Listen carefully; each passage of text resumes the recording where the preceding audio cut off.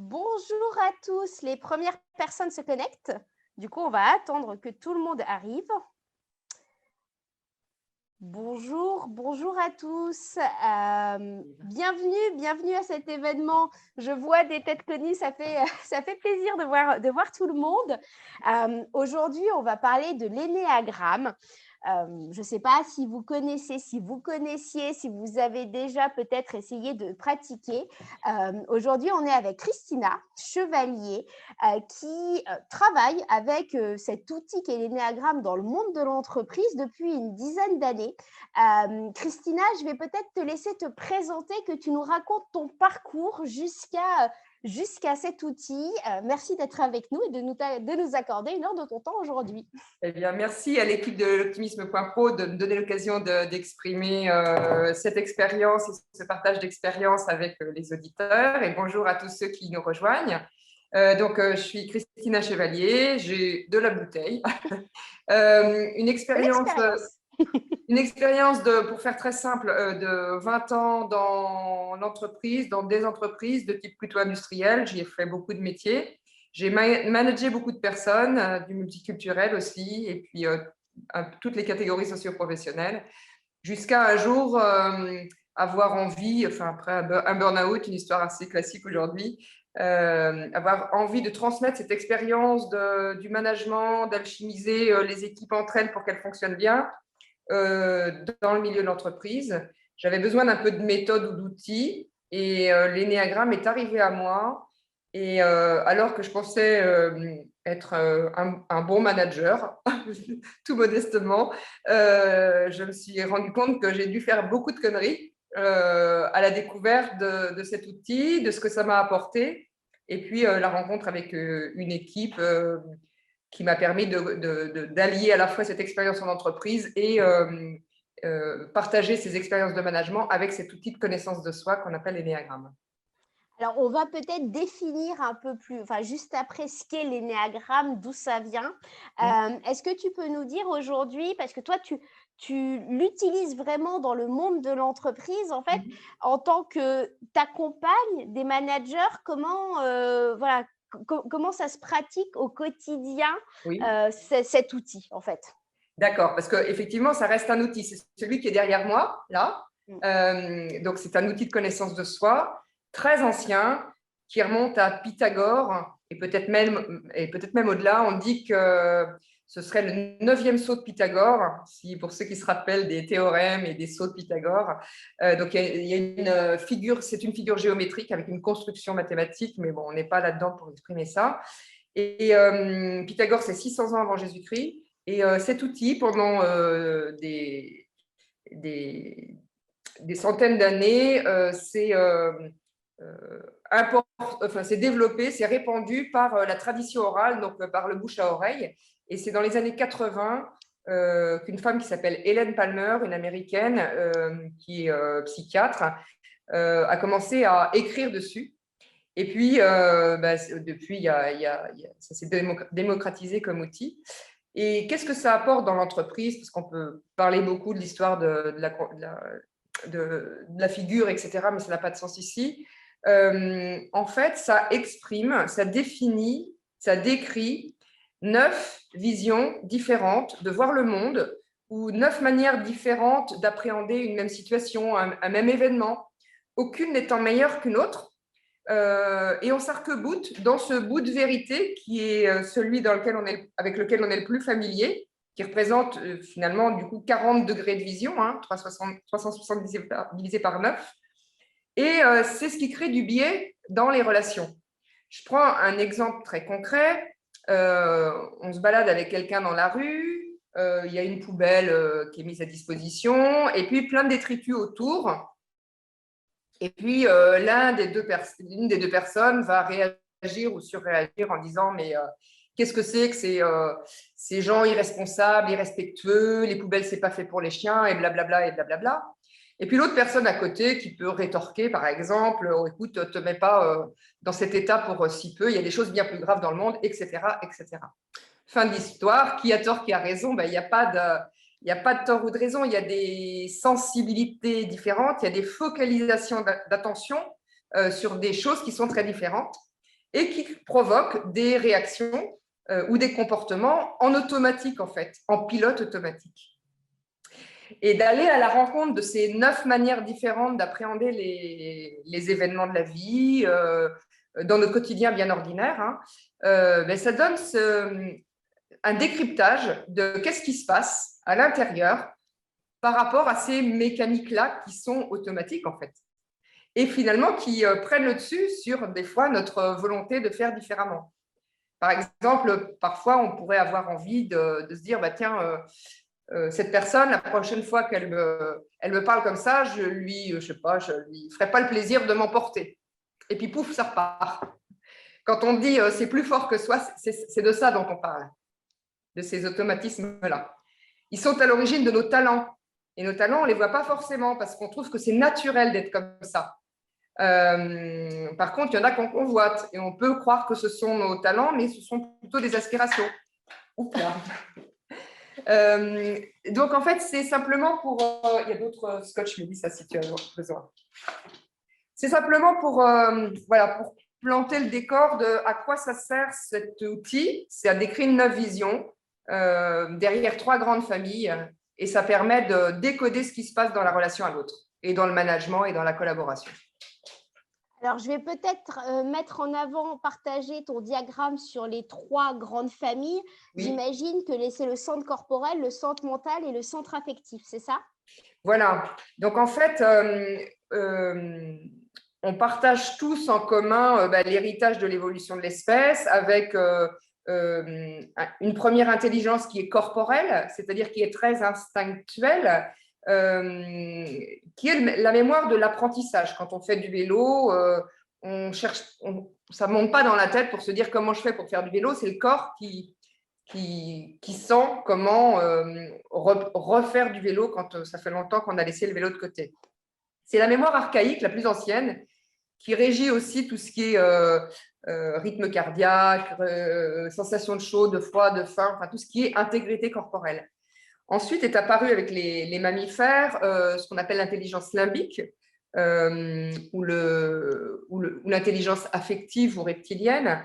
Et celle-ci, ou limbique, pardon, celle-ci, elle gère tout ce qui est émotionnel, tout ce qui est émotion. Les animaux, s'ils sentent un danger, ils vont fuir. S'il y a des endroits qui ont été confortables, ils vont y revenir, etc., etc. Et puis, avec l'apparition des premiers bipèdes, il y a 3,5 millions d'années à peu près, est apparu le néocortex, qui se différencie des 2 autres intelligences, en ce sens qui permet d'analyser, d'anticiper, d'organiser, d'innover. Si on prend l'exemple des fourmis, les fourmis, elles construisent toujours leur fourmilière de la même façon et l'homme, il a un peu évolué en matière d'habitat. Et donc, en fait, ces 3 grandes intelligences, on a tous ces 3 intelligences qu'on a directement héritées de l'évolution de l'espèce. Donc, un corps qui nous permet d'avancer dans la vie, d'agir, un cœur qui nous permet de ressentir, d'aimer, de ne pas aimer, et puis une tête qui nous permet de comprendre, d'apprendre, etc., etc. Donc, on a tous ces 3 étages. Mais l'histoire, c'est qu'il y a une intelligence qu'on aurait privilégiée inconsciemment, qu'on aurait surinvestie et qui prend toujours le dessus sur les 2 autres. Et donc, alors, je me permets de bouger l'écran parce que je ne vois pas le… Ah oui, d'accord, on ne voit pas. Est-ce que tu peux monter pour voir le petit bonhomme? Voilà. Donc, en fait, il y a ces 3 centres d'intelligence, elles sont reliées aux 9 types. Et les types 1, 9 et 8, ils appartiennent au centre corporel qui est régi par ce besoin de faire, mais faire pour mettre le corps en mouvement, parce qu'il y a beaucoup d'énergie et il y a besoin de la mettre au service de choses à faire concrètement.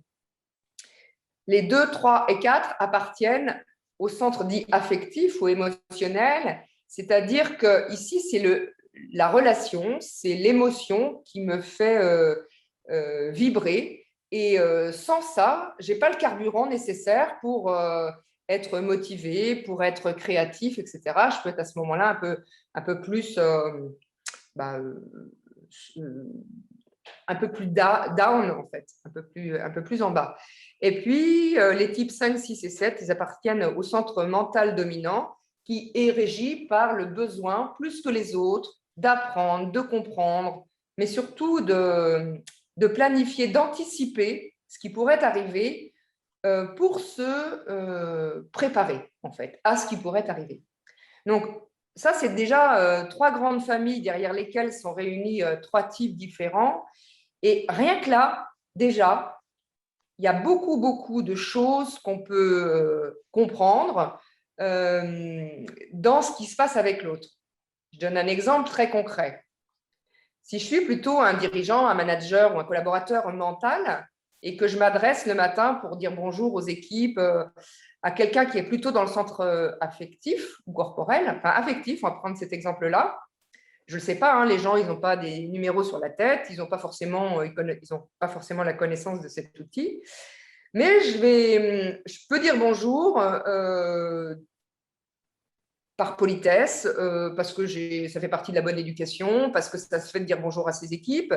Mais je peux être dans mes idées, dans mes préoccupations, dans le dossier que je vais devoir attaquer après ce tour un peu de politesse.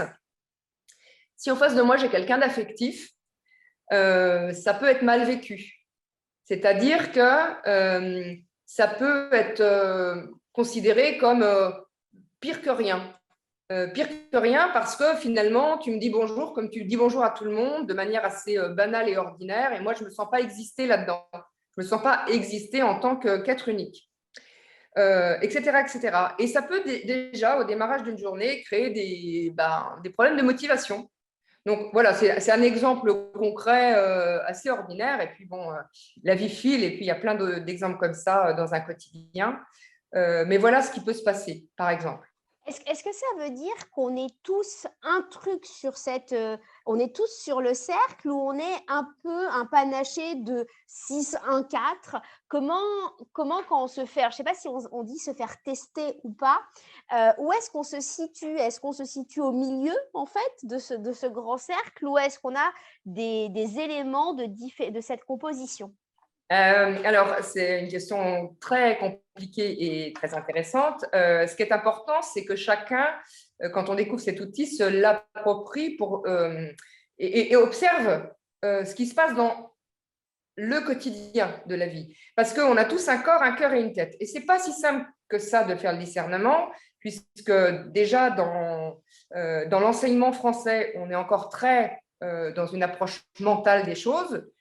Quand on est à l'autre bout de la planète, ça peut être très différent. La place pour l'émotionnel, par exemple, en Asie, enfin non, chez les hindous plutôt, parce que l'Asie, maintenant, ça commence à être un peu plus occidentalisé, mais c'est différent.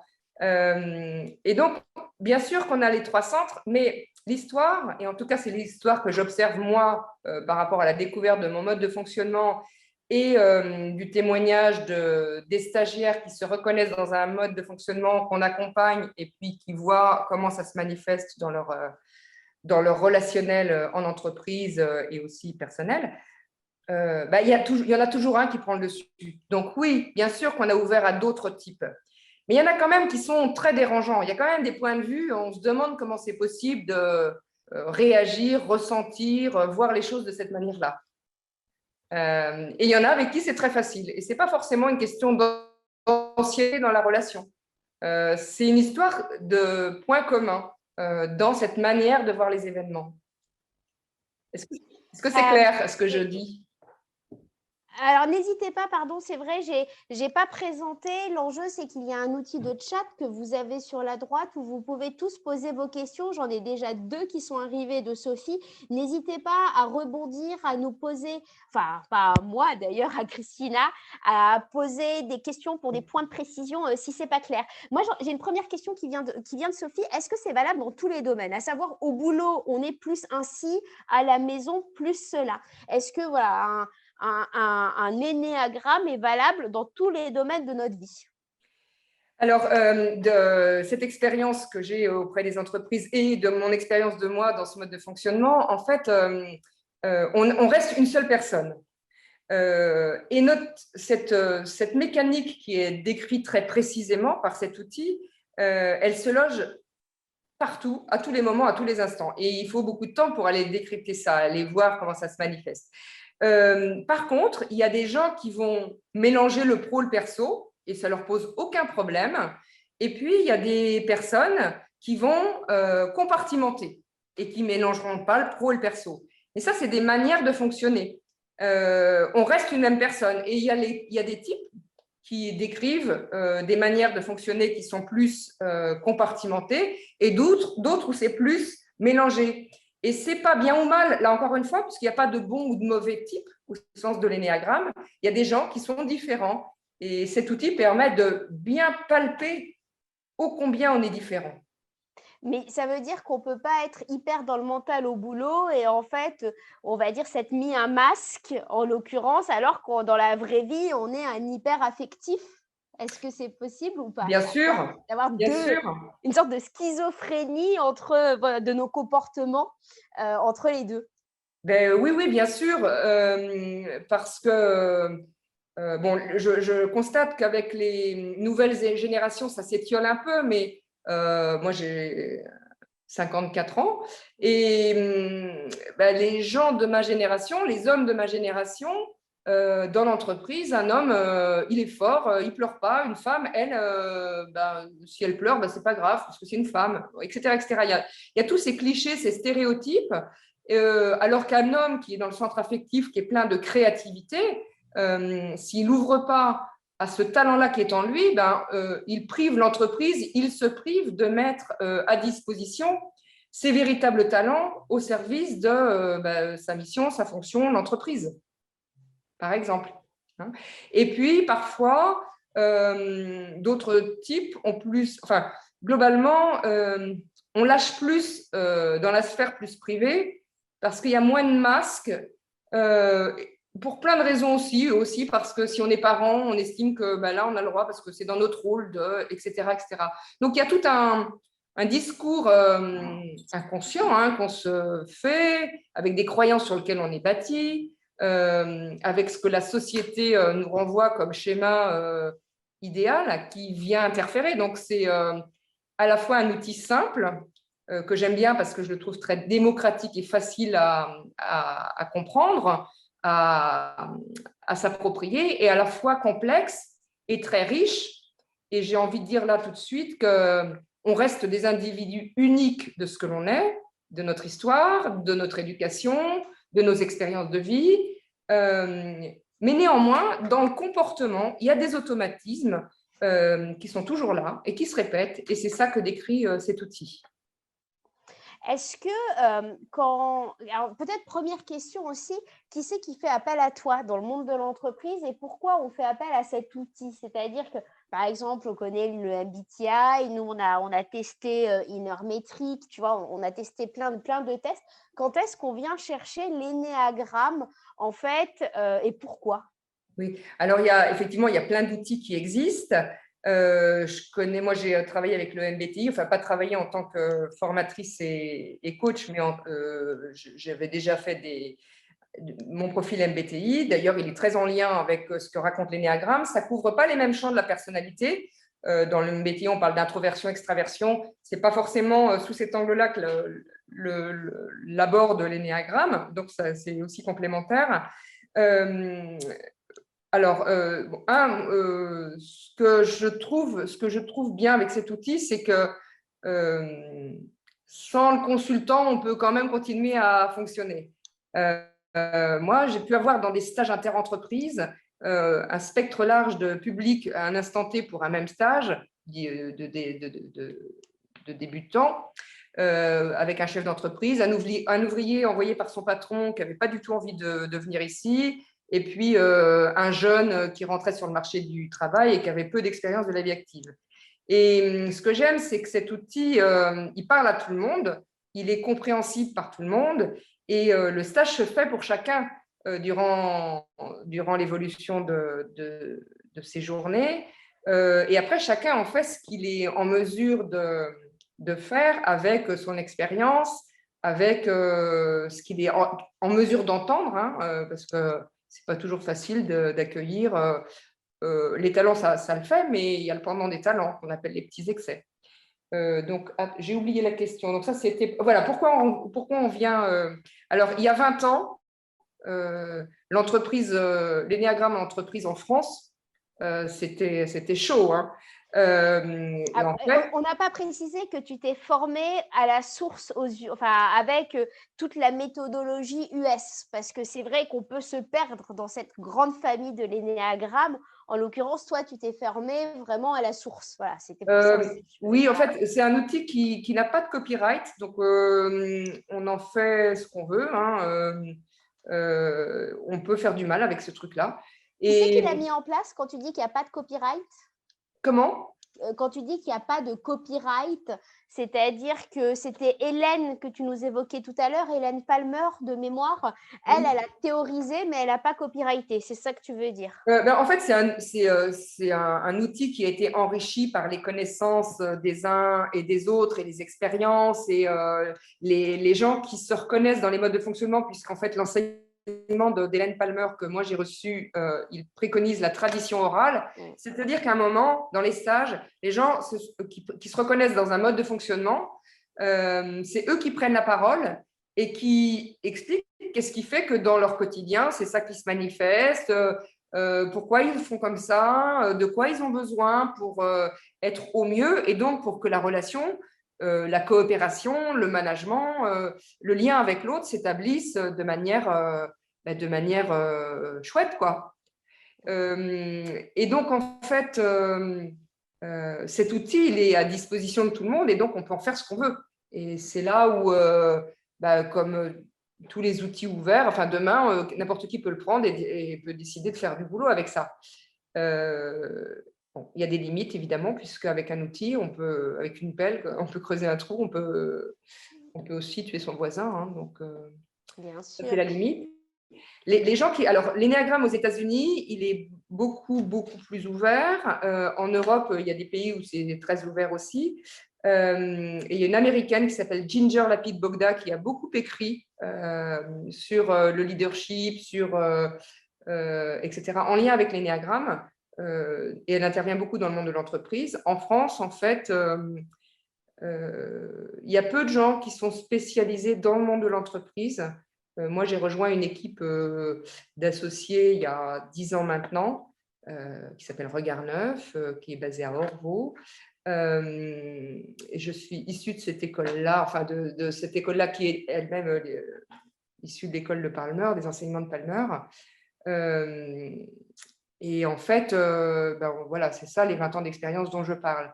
Quelles sont les entreprises? Comment les entreprises viennent à nous? Souvent par des RH qui sont en recherche d'outillage. De développement, en fait, de développement de compétences pérennes dans le temps. Parce que, par exemple, je vais prendre un exemple de prise de parole en public. On prend un job dans l'entreprise, puis on va être obligé de faire d'animer des réunions, faire des conférences, etc. Il y a plein de bouquins qui existent sur la prise de parole, etc. On est très, très peu, enfin moi je fais partie de ces gens-là qui ne mettent pas en place les bouquins qu'ils peuvent acheter, qui sont pour autant pleins de modes méthodes. De mon point de vue, à un moment, c'est très important de savoir d'où on part.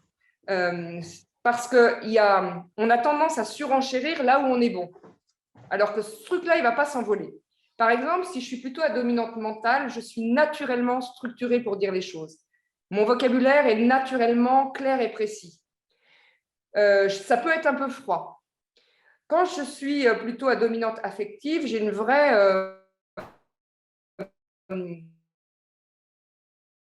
à faire de sorte que ce soit chaleureux. Alors, on ne sait pas forcément très clairement où on va, mais on y va.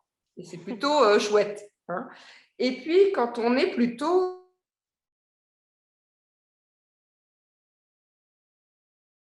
Il n'y a pas besoin d'exemple, ça parle tout seul, c'est crédible en fait. Ça peut être un peu monocorde et ça peut endormir.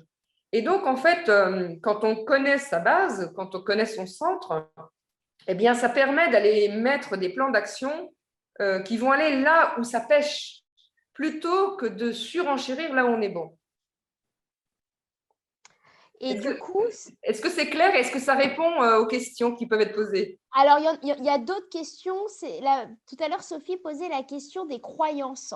Oui. Parce que de temps en temps, on a aussi des illusions de ce sur quoi on est bon. Moi, quand je me vois dans le spectre, je me dis, bon, je suis peut-être là, mais est-ce que c'est vrai ou est-ce que c'est pas vrai? Et ça, j'aimerais bien un peu comprendre. La vraie question exacte, c'était quel était le lien avec les croyances? Alors, avec les croyances, ça c'est compliqué parce que les croyances, elles sont propres à chacun. En revanche, ce que je peux donner comme… on peut reprendre le document sur les 3 intelligences, mentale, affective et corporelle. Voilà. Quand on est dans le centre mental, et on fait tous appel à notre tête, on a tous besoin à un moment de réfléchir, etc. Mais certains vont avoir beaucoup besoin de réfléchir et vont pouvoir passer à l'action quand la réflexion sera posée et sera aboutie. Pour d'autres, c'est dans la relation que ça se fait. C'est-à-dire qu'au démarrage d'un projet, pourquoi on doit le faire, à quoi il va servir, évidemment. Puis on est vraiment en plus dans une période où on est tous en quête de sens, mais quand on est plutôt à dominante affective, on est plus concerné, plus préoccupé par avec qui je vais aller sur le projet. Et quand on est dans le centre corporel, on est beaucoup plus concerné par comment je vais dérouler, comment je vais prendre ce projet, comment je vais le mettre en place concrètement. Et donc, il y a toujours cette dominante qui revient. Évidemment, on a été, avec l'expérience de la vie, on a développé des compétences pour pour ouvrir le champ. Mais on est bien loin des 360 degrés qui nous permettraient d'être complets. C'est-à-dire qu'on a besoin, il y a un centre qui est dominant, qu'on ne voit pas forcément d'ailleurs, parce qu'on est tellement habitué à être là-dedans. Il y a un deuxième centre qui est derrière, puis il y en a un qui est vraiment la ramasse. Et c'est comme ça pour tout le monde. C'est comme ça pour tout le monde, et enfin, c'est tout ça pour tout le monde. En tout cas, c'est comme ça que moi, je l'ai vécu, cet outil. Et dans les stages que j'anime, et j'ai formé plusieurs milliers de stagiaires à ce jour, quand on les suit, quand ils font le cursus ou le parcours, oui, ils voient bien là où ça pêche. Donc, par exemple, quand on a un discours très structuré, etc., il va falloir apprendre à aller au contact du public, solliciter, parce qu'il peut y avoir une peur de l'autre. Dans le monde affectif, on a tellement besoin de l'autre que ça peut être un peu flou à un moment quand le lien est établi. Et dans le centre corporel, comme ce n'est pas la préoccupation, ça peut être un peu monocorde et on peut perdre l'auditoire. Donc, il y a du bon dans les 3 centres. On a besoin de nos 3 centres. Les 3 centres sont relatifs à des talents managériaux ou des talents de dirigeance différents. Les gens du centre mental, ils ont besoin de voir devant. Donc, ils vont naturellement donner de la vision. Les gens du centre corporel, ils ont besoin de mettre de la vie, motiver, emmener les autres faire avec les autres. Et donc, ils vont mettre de la chaleur et de la motivation dans l'entreprise. Et dans le centre corporel, ce sont des gens qui délivrent. Parce qu'à un moment, on peut avoir une belle stratégie, mais elle peut rester conceptuelle. Les gens qui mettent en place, on va dire, c'est plutôt l'énergie corporelle. Et donc, il y a vraiment quelque chose où on est bon, très, très bon, et on a besoin d'aller équilibrer un peu nos autres centres pour être un peu plus complet, un peu plus crédible, et puis collaborer efficacement avec le plus grand nombre. Sophie demande comment est-ce qu'on détermine notre type. En fait, combien de temps ça prend? Est-ce que lire des bouquins, ça nous suffit à déterminer notre type? Est-ce que naturellement, il y a beaucoup d'erreurs, tu sais, quand on y va à l'instinct en se disant je me reconnais bien voilà, dans l'affectif, par exemple, mais tiens, c'est bizarre ce qu'elle m'a… Voilà, comment est-ce qu'on détermine notre type? Alors, il y a des tests qui existent. Ce n'est pas si vieux que ça, les tests. Moi, je ne les utilise pas, je ne les recommande pas parce qu'on peut tout confondre. Test en ligne, c'est ça. Voilà, oui, on peut tout confondre. Je donne un exemple. Dans le centre mental, on ne partage pas forcément l'émotion parce que l'émotion, on en a peur. On ne sait pas bien comment ce truc-là, il fonctionne. Dans le centre affectif, je viens chercher ça chez l'autre pour créer du lien. Et c'est pas forcément, je ne vais pas forcément exprimer que je ne vais pas très, très bien quand je ne vais pas très, très bien. Ça va dépendre si je suis plutôt 2, plutôt 3, plutôt 4. j'ai beaucoup d'émotions, mais je n'en ai pas peur, je vis avec depuis que je suis tout petit. Et donc, on peut confondre, sur ces deux exemples-là, la sensibilité mentale avec l'affectivité, qui en fait est un monde émotionnel dans lequel on baigne depuis qu'on est tout petit.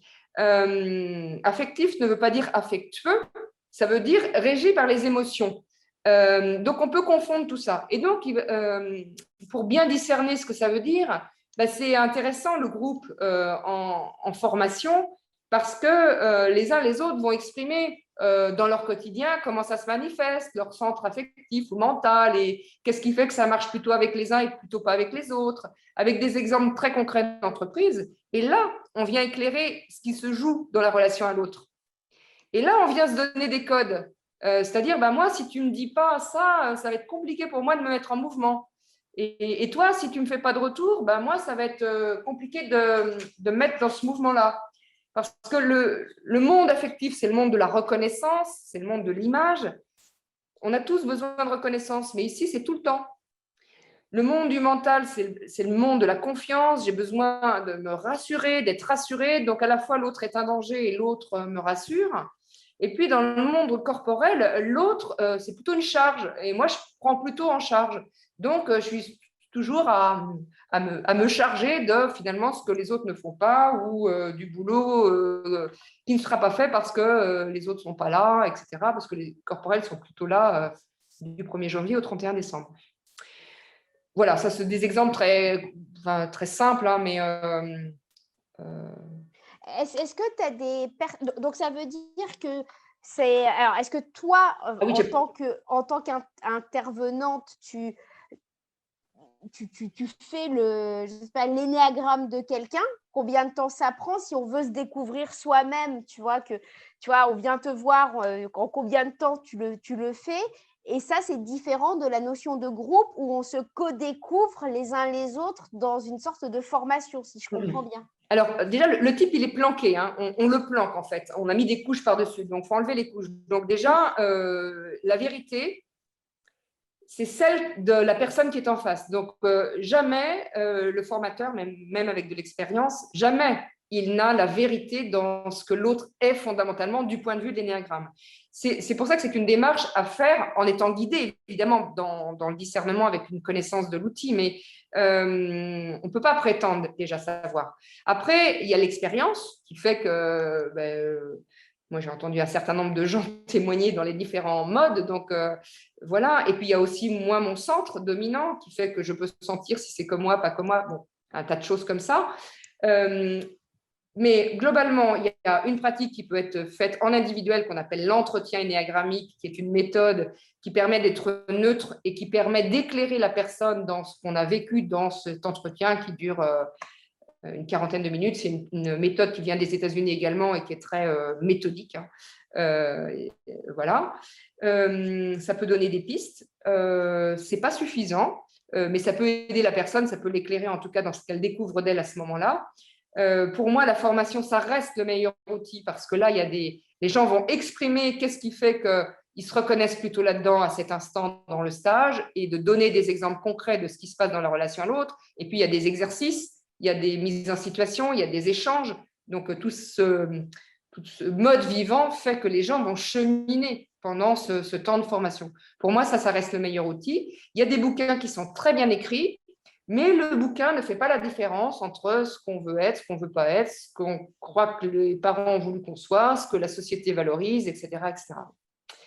Donc, tu as des titres de livres, peut-être? Comment? Tu as des titres de livres? Oh, il y a plein de bons bouquins. Il y a des bouquins qui sont complets et complexes. Ce sont ceux de Hélène Palmer, qui a été la première. Elle a écrit l'énéagramme au travail et en amour, par exemple. Elle a écrit l'énéagramme tout court. Il y a un ABC qui existe qui permet d'avoir une vue grossière. On trouve pas mal de choses sur Internet, pas mal de choses qui sont justes. Après, qu'est-ce qu'on fait de ça? On peut se dire, bah ouais, moi je me vois là, et puis c'est sympa de se voir là, mais est-ce que c'est vraiment ça? Tout seul, c'est compliqué. Pour moi, on peut, en plus, plus on avance, parce que là, c'est une première partie de l'histoire, mais on peut vraiment tout confondre. On peut vraiment tout confondre. Et donc, La personne a besoin de s'approprier ce qu'elle découvre, voir en quoi ça résonne dans son quotidien et également témoigner. Et des fois, il y a des gens, au bout d'un cursus de formation sur 2 ans, enfin sur un parcours qui dure quelques jours, mais qu'il faut digérer, les gens changent de type, changent de base. C'est pas toujours aussi simple. Et puis des fois, c'est des évidences, ça claque à la figure, mais le travail reste le même. Et qu'est-ce que j'en fais? Est-ce que, du coup, ça veut dire qu'on peut changer sur un cycle de vie? C'est pas mon expérience, parce que derrière, il y a une peur de base, hein, et cette peur-là, elle change jamais. Enfin, moi, la mienne, elle n'a pas changé. Par contre, le fait de se trouver et d'ouvrir aux autres intelligences en particulier et aux autres types, ça vient apaiser cette mécanique qui est toujours très tendue quand on est en situation de stress, par exemple. Hein. Parce que quand on est bien, c'est nos talents qu'on montre. Et qu'on soit très rêveur ou très pragmatique, etc., nos talents, quand on est dans nos talents, ça gêne personne. Mais quand on est tendu parce qu'on est sous stress, il y a de l'enjeu, etc., c'est là que ça se corse. Parce que là, ce sont nos excès qui apparaissent et c'est ça qui dérange dans la relation à l'autre. Est-ce que des personnalités ne peuvent ne pas s'entendre? C'est-à-dire que est-ce que ça s'oppose le 1 et le 6, par exemple? Alors, est-ce que tu as des gens qui jamais ne s'entendront ou pas? Alors, j'aime bien dire que derrière les types, il y a des personnes. Qu'il y a des gens qui ont des histoires de vie, des parcours de vie, des expériences, qui ont mis de l'eau dans leur vin, etc., etc. Donc, il n'y a pas de bon ou de mauvais type. Après, il y a des choses qui sont plus naturelles entre certains types. Par exemple, quand on appartient au centre mental ou au centre corporel ou au centre affectif, dans ce même centre, il y a 3 types, ça se passe très facilement. Parce que quelque part, on a les mêmes codes. On se comprend. On se ressent, ça le fait, quoi. Après, il y a dans les talents des uns et des autres, il y a des valeurs qu'on peut admirer chez d'autres parce qu'on est en quête de ça ou parce que ça fait partie de nos valeurs. Et donc, ça va faciliter des choses. Mais je dirais que c'est quand même avant tout une histoire de personne. Et pour moi, il n'y a pas...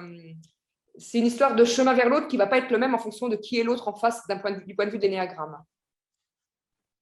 Il va y avoir plus de facilité, si je comprends bien, pour certaines personnes à bien se comprendre parce qu'on a les mêmes mécanismes et d'autres où ça va être plus complexe, mais ce n'est pas non plus condition sine qua non. Non, et puis dans la relation à l'autre, il y a toujours un chemin à faire vers l'autre. Et donc, c'est quel pas je décide de faire vers l'autre, c'est-à-dire qu'est-ce que je lâche pour être plus dans le respect de ce que l'autre a besoin, mais qu'est-ce que je garde parce que c'est fondamental pour moi.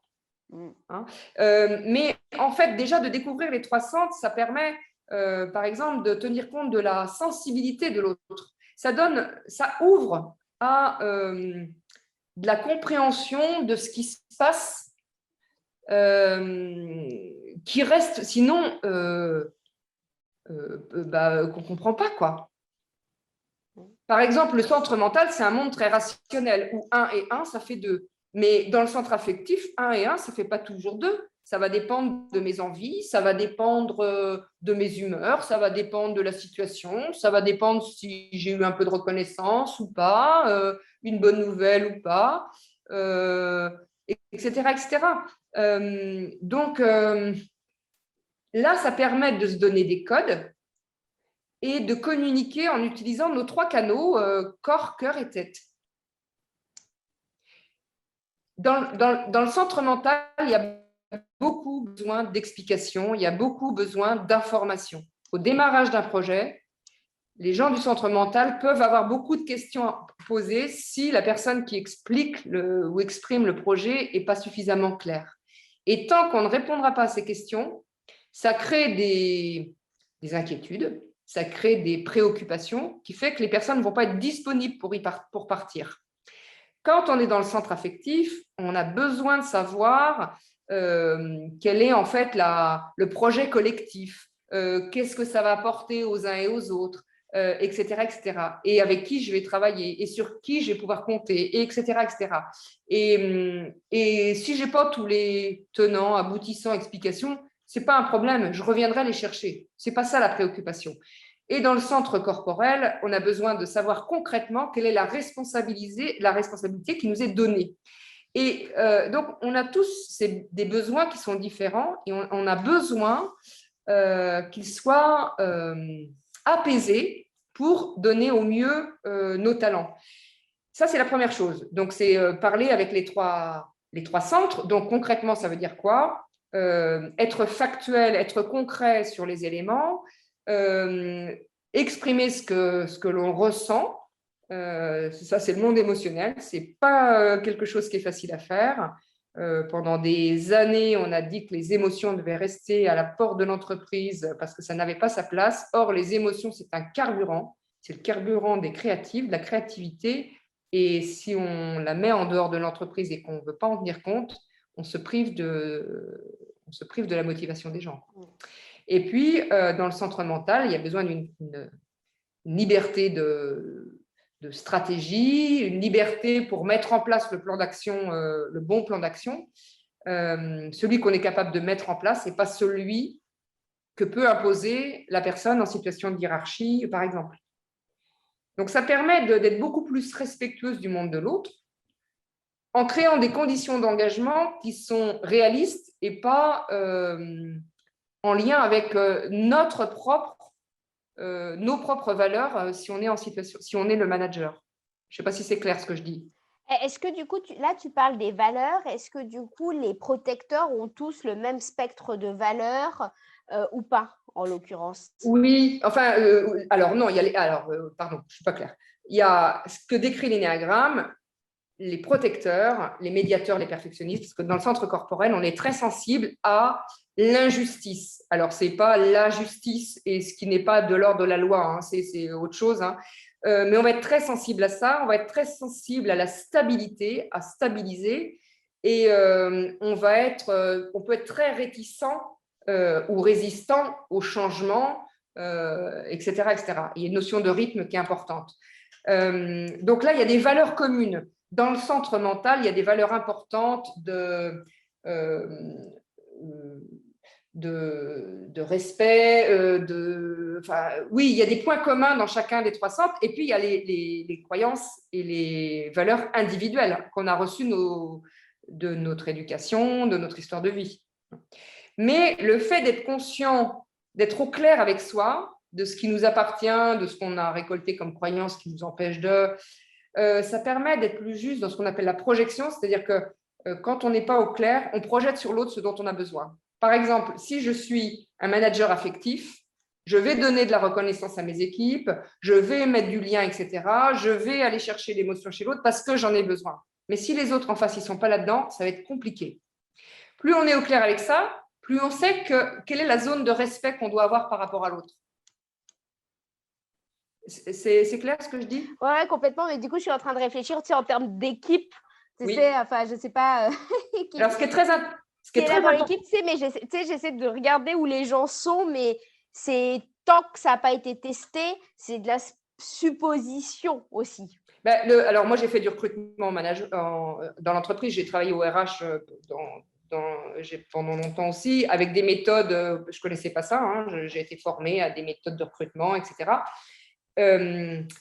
Pour moi, ces outils-là sont indispensables parce que sinon, on a tendance à recruter des gens qui nous ressemblent.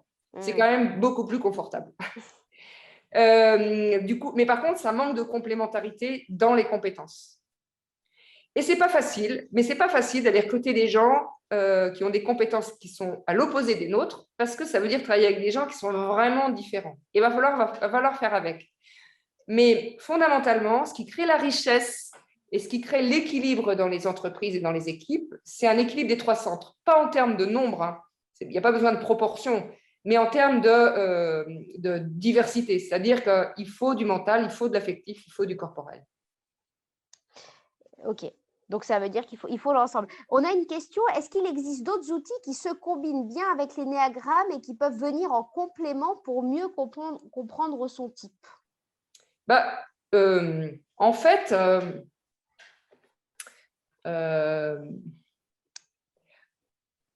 Pour moi, ça n'a pas forcément d'intérêt. Enfin, pour moi, ce qui me semble intéressant, ça reste mon avis, c'est de bien se connaître. Ça permet de laisser l'autre libre d'être qui il est et de ne pas vouloir le mettre dans ce qu'on aimerait qu'il soit, de ne pas être dans l'injonction de fais comme ça, tu vas voir, ça marche bien, alors que l'autre, c'est peut-être pas du tout sa manière de faire, etc. etc. Et donc, ça aide dans la relation. Après, on peut se perdre dans les outils. Les outils racontent des choses différentes, mais surtout, c'est s'approprier ce que ça veut dire. Je ne sais pas, si je suis altruiste, ça veut dire quoi? Parce qu'il y a le descriptif, mais ça ne suffit pas. C'est dans mon quotidien, comment ça se manifeste? Comment je me perds là-dedans, dans aider les autres? Pourquoi je les aide? Bah oui, parce que finalement, je ne les aide pas gratuitement, parce qu'il n'y a personne qui fait les choses gratuitement, même l'altruiste. Et donc, c'est plutôt de s'approprier et d'aller creuser les outils qu'on a à disposition pour faire de sorte que dans notre quotidien, on soit plus à l'aise pour exercer notre responsabilité, nos fonctions, ce qu'on a à faire. Il y a des choses qui sont faciles dans les jobs et puis il y a des choses qui nous sont plus difficiles. Il y a des choses chiantes, des choses moins chiantes. Et puis, il y a nos peurs aussi qui nous font dire des fois que les choses, c'est chiant, mais ce n'est pas chiant, c'est que peut-être on a des appréhensions, alors que si on les traverse, eh ben, on va devenir plus complet dans sa palette de compétences.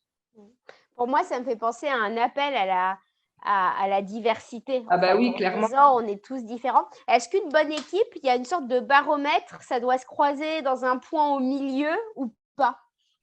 Alors moi, ce que j'aime bien faire avec les équipes, c'est quand ils ont été formés à ça, hein, ça arrive, on définit quelles sont les compétences. Si vous avez besoin d'aller mettre en place, d'avoir un regard pragmatique, etc., d'aller plutôt auprès de ces personnes-là qui ont un sens inné de ça.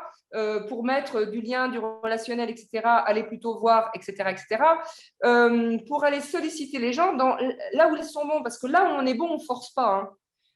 C'est pour ça qu'on peut avoir du mal à reconnaître nos talents, nos vrais talents, parce que c'est naturel d'être dans l'anticipation ou de la réflexion quand on est mental, d'être dans la relation et de créer du lien, de bons échanges quand on est affectif, ou de dérouler...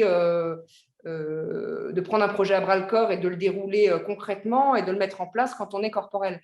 Donc, voilà, après, on peut croiser. Pour moi, on a tous le boulot d'aller équilibrer un peu nos trois centres et d'aller dans ces zones plus inconfortables pour permettre d'être plus équilibré soi-même. Mais ultimement, on n'aura jamais tous les talents. Enfin, moi, je ne le crois pas dans une vie terrestre, en tout cas. Ouais. Il y a Isabelle qui nous dit, quand je disais que j'essaie de regarder les équipes, tu vois, moi où je suis, les autres, et Isabelle me dit effectivement, c'est hyper compliqué de ranger les gens dans des cases, en fait, tu vois, de se dire, bon, je sens un peu de ce personnage, enfin, peut-être qu'on peut sentir intuitivement la grande catégorie, peut-être, mais est-ce que tu as des gens qui ont des désillusions? Je m'explique, par exemple, comme tu le dis, un manager sur lequel on a fait poser une injonction de toi, tu es un dirigeant qui, en fait, avec ton outil, avec l'énéagramme, se rend compte que c'est un créatif dans l'âme. Et est-ce que ça peut faire du mal, en fait, finalement, de voir une sorte de désaxage? Alors, en fait, dirigeant ne veut pas dire mental avec ce talent pour diriger. Diriger, c'est vraiment voir devant la vision qu'on attend d'un dirigeant. C'est effectivement un attribut du centre mental, mais un très bon dirigeant ou un très bon président de pays, il peut être corporel, affectif ou mental. Il n'y a pas de notion de hiérarchie là-dedans. C'est juste une manière d'appréhender les situations. Et en fait, ce n'est pas un outil qui est fait pour mettre des numéros sur la tête des autres. C'est un outil qui est fait pour aller à la rencontre du numéro dans lequel on s'est enfermé pour mieux en sortir. C'est-à-dire pour sortir de cet automatisme qui crée en fait des comportements répétitifs dans la relation à l'autre et qui peuvent être source de friction. C'est pas fait pour mettre des numéros sur la tête des autres. Par contre, il y a des outils qui existent. Moi, j'aime bien utiliser la méthode du feedback, qu'a décrit d'ailleurs l'américaine and Ginger, la Pete Bogda. Je mettrai un petit mot, ou je peux peut-être écrire la Ginger. Oui. Voilà, Ginger, la Pete Bogda. Mais ça, c'est des outils de management qu'on peut retrouver. Dans des stages de management. La seule chose, c'est que ces 3 thèmes, là, l'effet que ça me fait, qu'est-ce qu'on fait, ça fait appel aux 3 centres. Mais on n'a pas besoin de savoir qui est l'autre pour bien communiquer. On a besoin de s'adresser à nos 3 centres d'intelligence en tenant compte d'une forme de neutralité plutôt que d'y mettre des critiques, des jugements, des tu qui tuent. T'es en retard, plutôt que ce matin, t'es arrivé, il était 9h15. L'heure d'embauche, c'est 9h. C'est un peu différent, etc., etc. Et puis, le besoin, ça commence à rentrer dans les mœurs, d'exprimer l'effet que ça fait, et donc l'émotionnel, parce que fondamentalement, l'autre, il ne bouge pas pour nos beaux yeux, il ne va pas bouger pour la notoriété de l'entreprise, il ne va pas bouger parce que c'est le plus gros client, il va bouger parce qu'on exprime une émotion, parce que émotion, mouvement, c'est ce qui fait que l'autre va se mettre en mouvement. Donc, par exemple, je vais donner un exemple cru et basique, si on s'en prend un le matin pour lui dire, écoute, il y en a ras-le-bol maintenant, il va falloir que tu arrives à l'heure parce que tu es toujours en retard et puis je vais t'acheter un réveil et je veux plus que ça se reproduise. Bon, il y a des chances qu'on braque l'autre et qu'il ne se passe rien. Si on dit, écoute, voilà, je voudrais te parler, j'ai quelque chose à te dire, bon, voilà. Et puis d'être factuel, hier, tu es arrivé à 9h15, la semaine dernière, il était 9h30 2 fois dans la semaine, et puis plus largement, ça fait partie de tes habitudes, et aujourd'hui, c'est compliqué pour moi de pouvoir continuer comme ça. Ça m'agace, et j'aimerais que ça s'améliore. Qu'est-ce que tu proposes? Bon, mais là, c'est très différent, puisque je ne sais pas si ça vous fait un autre effet quand je le dis comme ça, mais la personne va se mettre en mouvement parce que ça vient déranger, ça vient créer un inconfort et parce qu'on ne l'a pas agressé. On a été factuel, etc., etc. Et ça, tout le monde peut l'utiliser. On n'a pas besoin de savoir qui est l'autre pour ça. Je comprends. Du coup, pour toi, ça commence par une connaissance de soi, si je comprends, en fait. Pour moi, oui. Et quand j'ai découvert ça, je me suis rendu compte que d'abord que je projetais ce qui était important pour moi sur les autres, donc sur mes équipes. J'avais beaucoup d'équipes. Donc, ce qui était important pour moi, je l'assénais aux autres. Hein. Et puis, j'ai 2 enfants. Hein, je leur ai asséné aussi mes valeurs qui étaient importantes. Oui, mais l'autre n'est pas forcément comme nous. Alors, il y a des valeurs qu'on pense universelles, qu'on pense de société, de valeurs.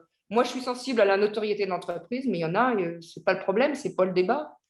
Est-ce que c'est bien ou c'est mal? Il faut tout pour faire un monde. Et quand ça prend trop de place, c'est plus juste.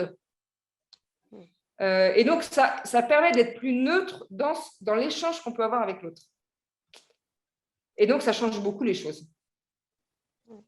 Ouais, pour moi, c'est un outil de connaissance, en fait, et de compréhension de l'autre. Par contre, on peut difficilement, alors comme tu l'évoques, on peut faire des tests qui peuvent nous donner éventuellement une indication, mais entre ce qu'on a envie d'être, ce qu'on a envie de répondre, voilà, c'est généralement un accompagnement qui nous permet de nous positionner sur l'énéagramme.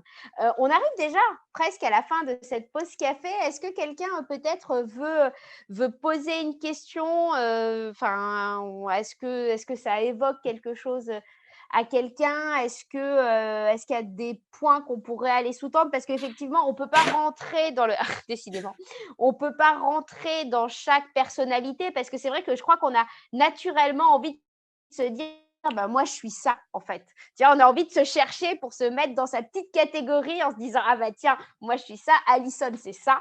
Du coup, et puis naturellement, on a tous essayé, je pense, de se positionner avec ton diagramme, mais en fait, ce n'est pas comme ça que ça marche. il faut, il faut probablement un peu d'accompagnement au moins, et peut-être l'utiliser comme un outil de jeu et de compréhension de l'autre dans une Oui, formation. juste pour terminer avant les questions, je voudrais juste dire que, en fait, pour moi, l'outil de la formation, quand on veut vraiment travailler avec, ça peut démarrer par un entretien individuel, etc. Mais l'outil de la formation permet de bien comprendre comment fonctionnent les autres mondes. Et donc, après, ça ouvre à ah, mais oui, mais lui, si je lui donne pas ça, ça va être plus compliqué pour lui parce que l'autre, on ne peut pas le changer. Par contre, on peut changer quelque chose dans notre manière de faire dès lors qu'on a un peu plus de conscience de comment on fonctionne. Voilà, c'était ce que je voulais dire. Ouais. Est-ce que quelqu'un a une dernière question avant qu'on reprenne le cours de nos après-midi?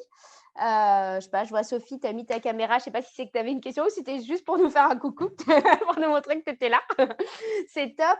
On va mettre du coup le lien de toute façon dans le récap. On va mettre le lien pour te retrouver. On te retrouve sur LinkedIn, n'est-ce pas, Christina? On te retrouve Par exemple, oui, mon adresse mail aussi, c'est possible. Et s'il y a quelques questions, je peux y répondre. Je n'ai pas énormément de temps pour ça, mais je le ferai volontiers en suivi de cette heure.